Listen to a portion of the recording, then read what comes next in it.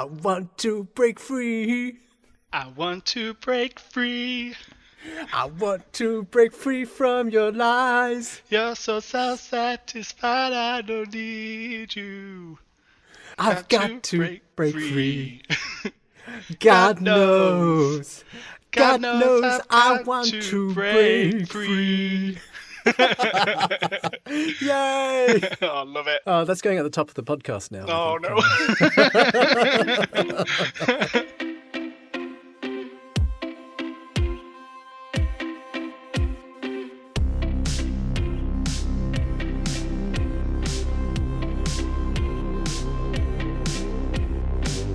Hello, everybody. Welcome to the Hull Museums podcast. I'm Dan Vo, and I'm your host. Now, if you're wondering what that was at the top of the podcast, well, just you wait. We will get to it. It is episode 3, and as you know, we speak to amazing local guests who are involved with the Pride in Our City exhibition, the exhibition that's coming to the Fair and Art Gallery. It's so close to being ready, and we just can't wait to have you in so you can see the amazing work that has been put into this exhibition with our artist-led, community-created extravaganza. Now, in previous episodes, we've heard all about the Roundheads. They are the inclusive sports team where men of any gender, sexuality or race can come to play rugby. So that means that if you're gay, bi, straight, trans, you are welcome. We're going to speak to one of the Roundheads today. But before we do, I've actually got a nice history nugget to share with you. Now, who doesn't love history? It is a museum podcast after all. So you'll like this. There's history in the name the Roundheads. It's a nod to Hull history as well. Because Hull was where Oliver Cromwell launched his successful campaign to take the North and win the English Civil War.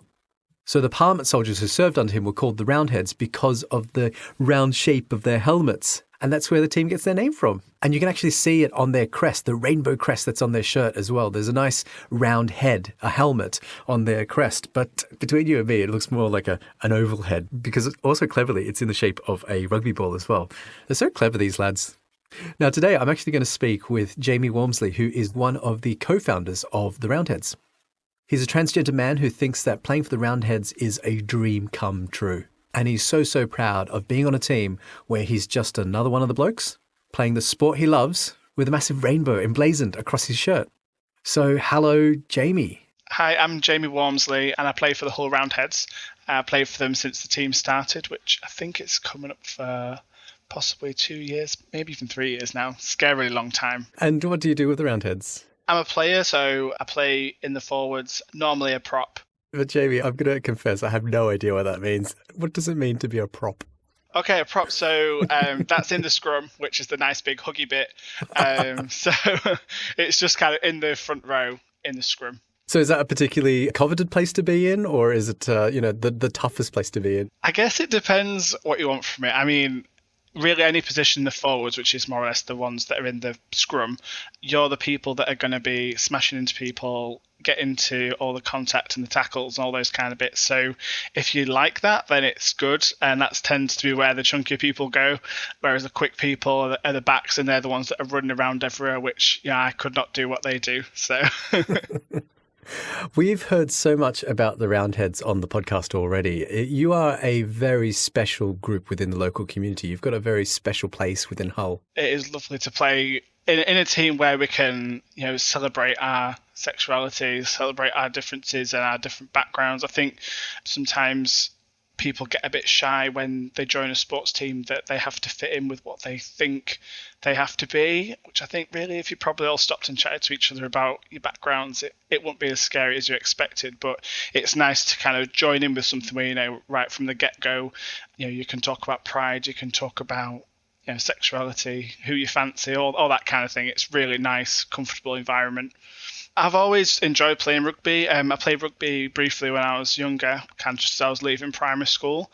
And I'm kind of a transgender man. And at the time, I was still having to play in girls' teams. When I was a kid, it was kind of pre-medical transition and stuff. So I played for a mixed team when I was 10, and then I had to move into the girls' team when I was about 12, which I didn't want to have to do because then it was not playing a team with guys anymore, and I had to be kind of obviously a girl. And at that point, I already had my hair shaved off and I was dressing like a guy, but I did, as puberty kicked in, it was kind of obvious I wasn't one of the boys. And really, I played until I was about 15, 16, and then it got uncomfortable. I was playing in teams, of women, and I stuck out like a sore thumb, and it just wasn't the right fit for me. And the team were lovely and so supportive, and my coach was amazing. She used to stick up for me all the time, because sometimes other coaches or other people would say, what are you doing with the lad on your team? And she'd explain, and some of them were better than others. And it was quite a few years ago. I'm sure it'd be different now, but it kind of got difficult. So I just kind of backed out. And then when I left that and when I started university, I thought, oh, this might be the time when I can pick up a sport again. But then at that point I was told, oh, well, really you can only do mixed sports, because at that time I was just about to start testosterone and like the medical transition process, and they said really you're probably best just doing the mixed things, which there was I think temping, polling, darts and swimming. And I just thought, oh, I don't know if any of those are right for me. And I tried swimming and it just wasn't quite right at the time. And then I just thought, oh, maybe that's it for sports. Maybe I just need to go to the gym in a couple of years and do that. And when I found out about the Roundheads, where I could just go play and it was celebrated, and, you didn't have to think, oh, am I going to be the one that's different? You were just there and accepted, and it's really lovely. And it's been totally just kind of, I think so many people have kind of come from places where they think, oh, can I do this? Can I do that? And they've come and joined in and said, oh, thank God for this. It's brilliant. And, we travel, play matches, meet loads of people. And, we're a proper rugby team. We don't just pretend. So it's really nice. So tell me what it was like then to come across the Roundheads. How did you first find them? And what was it like when you first stepped into the, I want to call it arena. It's not arena, but stepped into the pitch. Yeah, so, where I grew up, I didn't grow up very far away from Hull. I'm just over the other side of the Humber Bridge, which was only 5 or so miles away. But I was in a little village, kind of like the vicar of Dibley Village, very quiet, small community. And I always, if I could get across to Hull, it was great, because it was a city. There was loads of things to do, places to go, loads of different people. So it was always Hull that I'd go to for a bit of a life. And I thought, one day it'd be really nice to live here instead. And then I'd already lived in Hull for a couple of years, and it was just on a friend's Facebook status. I think they just said, oh, thinking of starting a gay rugby team. Is there anyone that's interested? And I had kind of heard things about a team in Manchester, and I suppose it didn't really click until I saw that Facebook status talk about Hull, and I kind of looked up about the Manchester Spartans a bit more, which is the Manchester team, and found out a bit more about them and what kind of to expect with gay rugby if something started in Hull. And I think the first meeting, where I think there was 15 or so of us that all got together and sat around a table and just discussed it and how to get started and what different roles people might have in getting it started. And then like the Leeds Hunters, they helped us a lot in getting started as well, and just directing us what to do and how to arrange coaches and venues and all that kind of thing. And then that first time, I remember for the first training session thinking, oh God, what to expect and who to expect there. Would there be anyone I know or anything like that? And wondering how many people there'd be, especially I thought, God, am I going to get there and there'd be like 2 of us? But, got there and there was at least 20 of us, even just at that first session. Wow. Which was just amazing. And we were at the university as well, and like their grounds and facilities and stuff are brilliant. So you're there on a proper pitch, and there was loads of people there, and we were all so excited, and it was just amazing. Straight away, it was like, oh, this is going to be really special, because there'd been nothing like it, and we were all there just having a laugh, having fun, and it was just a really nice way as well of meeting different people. I think, I find as a gay or a trans person, in terms of trying to meet someone that's like me, sometimes it's difficult. Like I think, oh well, have I got to use an app, or have I got to go drinking somewhere to meet someone similar? Whereas to go play a sport is something different, and to me something that's healthy, productive, and gets you out a bit, and just so much fun. I suppose with being on a sports team as well, you've described yourself as the prop. You fit into a particular place. You become part of the team, and you support each other on a way that is different to when you're just kind of going out and meeting people. There is a role and responsibility for you here. Yeah, definitely. Like you definitely kind of find your place. I guess at first when you're training, you think, oh, where will I fit in? And sometimes the nerves kick in before matches and things. But I remember like our first match, that was the time when for me it kind of really kind of cemented in, thinking, yep, this is so right, because you have your position that you're going to play, and you've trained and practiced for so long, and then it's that moment of walking out onto the pitch, and that to me is always the really special bit, the walking out the change rooms, because I'm always really nervous and I overthink everything.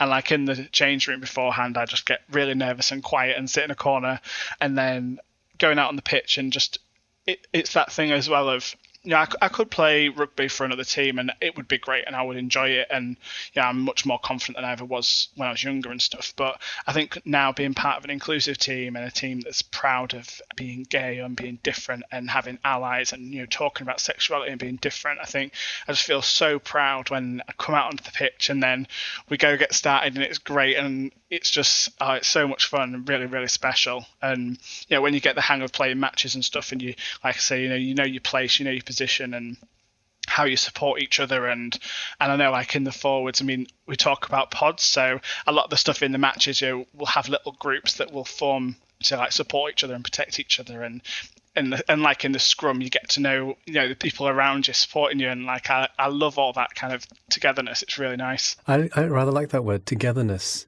And when you go onto the pitch, if I was going to ask you to describe it in one word, how would you describe that word as you run out onto the pitch? I'd definitely be proud. Like, just so much pride. I mean, I've got to say, quite nervous as well. Because, we're playing full contact rugby, and sometimes, we'll walk out and we'll laugh about it because we'll walk out and we'll be like, yeah, we're really ready. And then we see the other team come on and they're all huge. And we think, okay, is this going to be okay?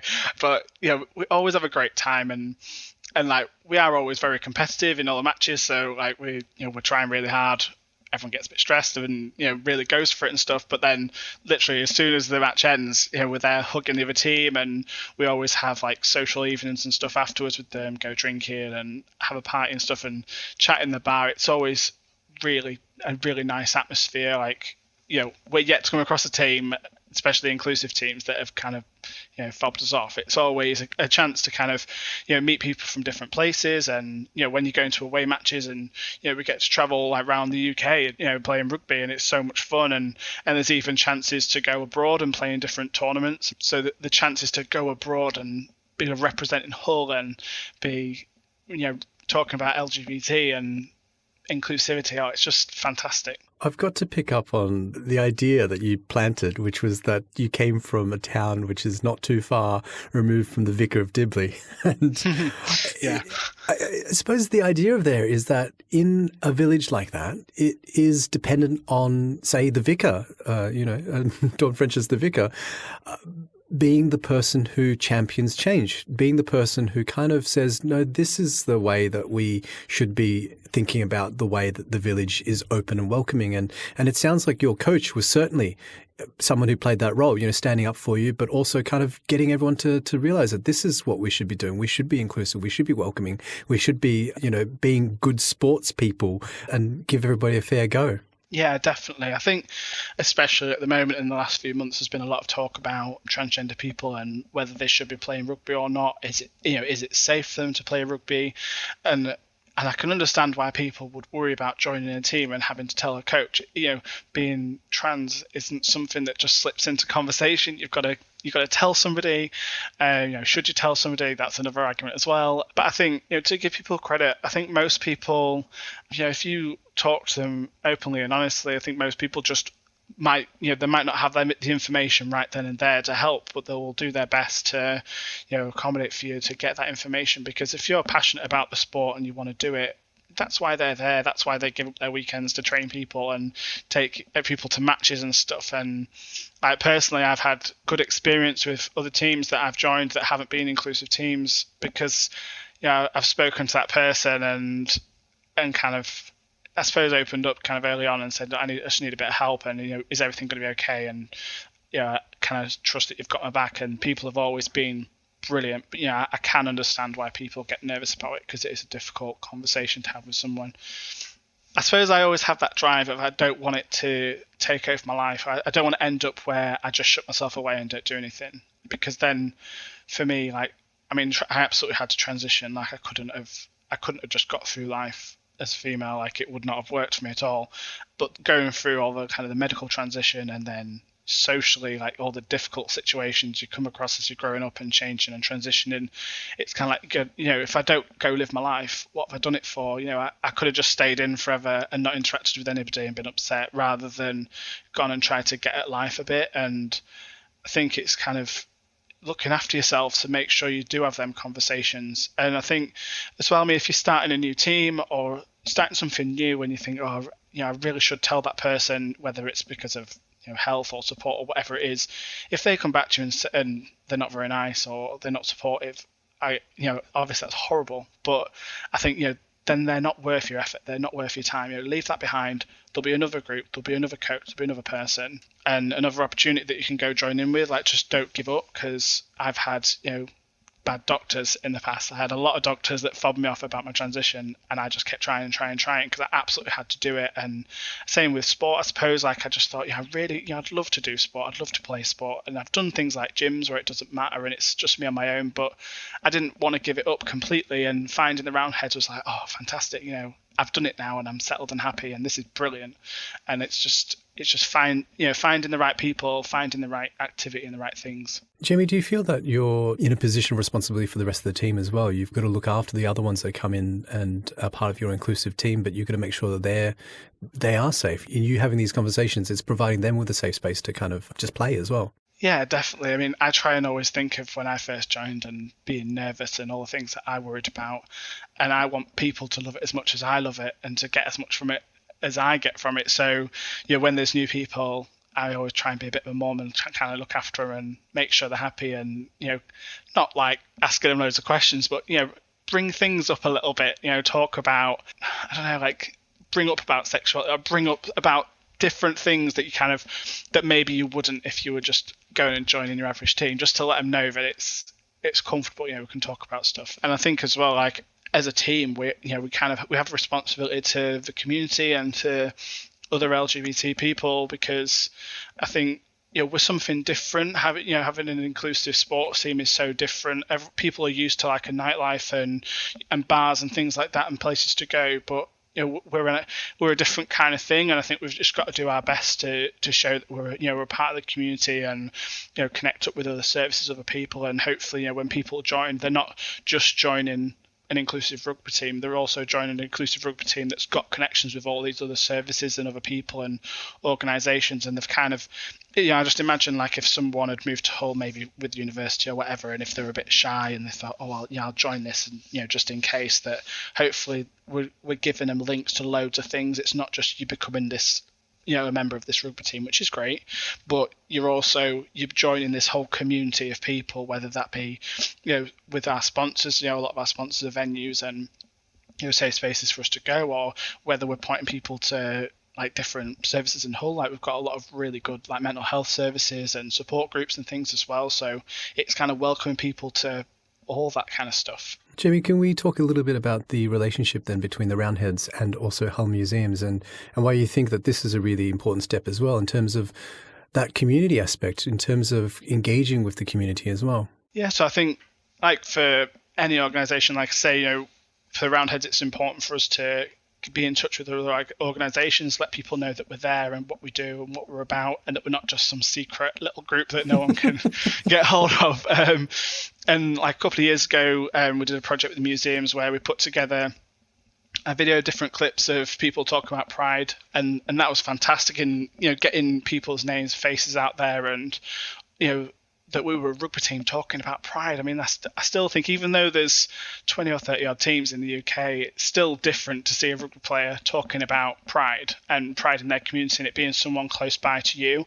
I think for people in Hull to see that and go, oh, well, that's different, that's exciting, I think that's great. And having something in the gallery where, loads and loads of people every day are going to be seeing that, and they'll be seeing about our team, and they'll be looking at, rainbows and pride and being different, and like imagining like little kids seeing that, kids that are at school and thinking, oh yeah, it's okay for me to be different, or older people that have maybe felt a bit kind of lost or alone, and just showing that there's them communities out there, there's them people there ready to to talk to you, be supportive, friends, everything. So, Jamie, I understand that the Roundheads have had a discussion with Matthew Septon, who's the new artist in residence for the Pride in Our City project. And the Roundheads have had a discussion around some of the things that you'd like to see in this upcoming exhibition. So what were some of the things you talked about? Yeah, so we did have a look at some other similar exhibitions that have been around the country that were really fascinating and just amazing. And we wanted to talk about some themes that were really important to us as a team and messages that we really wanted to get out there. So, we talked about kind of everybody as a rugby body, which we throw out as a quote all the time, just trying to say, whether you're big, small, short, tall, trans, gay, whatever, you're welcome at rugby. Everyone can get involved. We also were talking about kind of spaces that we thought could kind of evoke other ideas and themes and things. And we talked about like a locker room kind of theme, because a lot of stuff goes on around the locker room. It's where we go before and after matches. We're all chatting as a team and egging each other on and saying, we're going to do it, and talk about tactics, and we have a bit of a team talk before we go out and stuff, and kind of get each other riled up before we go. And then when we get back in, we love putting a speaker on, getting some RuPaul on, and kind of dance around the change room, especially if we've won. So yeah, it's good. And that's definitely the whole point. That must therefore be the most safe space. So that's where everybody has to feel incredibly safe to be able to feel those emotions in order to, just let loose and be able to be whatever they want to be in that space. Yeah, definitely. And I want to kind of get an understanding from you in terms of, why inclusive sports, and then on the bigger picture, why an inclusive museum would be important as well. Starting with inclusive sports, sometimes people worry, I've got to be a certain thing to go enjoy sport. Whether it's I've got to go be big and strong, or, depending on what the sport is, they feel like they have to fit in a certain box. And with inclusive rugby, you don't. It's just about enjoying sport and wanting to be part of a team, and, being there to support your team members. And we're all very different. We all have different backgrounds, look different, sound different, are different, but we all come together, play rugby, and you're meeting friends for life. I think playing inclusive sports, and you can be your total authentic self and meet similar people. It's really good. And saying about the museums, I think just to show that the museums are supportive and that they're passionate about inclusivity and that everyone's welcome. And even if it's a little thing sometimes with whether it's like a football stadium putting a rainbow flag up, if that's something that makes a few more people feel welcome and safe, that's fantastic. That's such a small gesture, like putting a rainbow flag up, but it really does help people. And just discussing sexuality and gender, wherever that might be. I think the more positive conversations that happen, people hear those, and that that'll make, hopefully over time, more and more people will understand. Because I think a lot of the roots of kind of the bad conversations and the bad things you hear is when people just don't understand, or they haven't met anybody that's gay, or they haven't met anybody that's different. And when they hear someone's story, it can make a big difference. But it will be so special to go in and see things that are LGBT, or see things that the Roundheads and other organisations or other people in Hull that I know of have contributed. That's really special. And to think, that we can talk about that in years to come. We can say, once upon a time, like we were in a museum or we were in an art gallery. Like that is fantastic and really special. Now, Jamie, each episode I like to share a different clip from the person that I'm speaking with.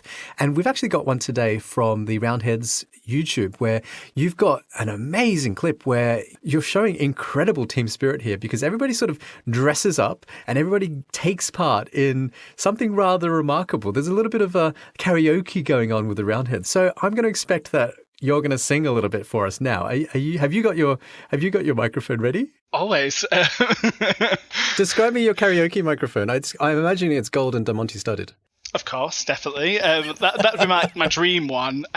Mine's just an invisible one. Just make it work, whatever's around. An air microphone. Yeah. How are you at the lyrics then? Can you sing it for me now? Oh, normally I just lip sync. I shouldn't have to sing. You talk about the We Want to Break Free video. Oh, yes, that's right. Yep. Yeah. Oh, that was a great one. I mean, as well, because we've done a few little like music videos and things now. And for me, the favourite bit is seeing the finished product, because we don't share with each other what each other look like, and how how we've gone to town with some of the costumes, and some of the guys really go for it. It's always so funny.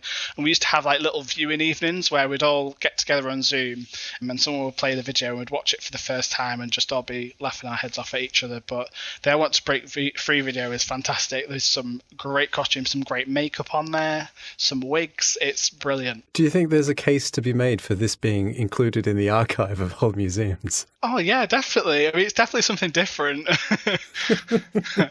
I mean, because some of the guys, I mean, they have their own drag wardrobe of, dresses and things just ready for things like this, whereas I don't really.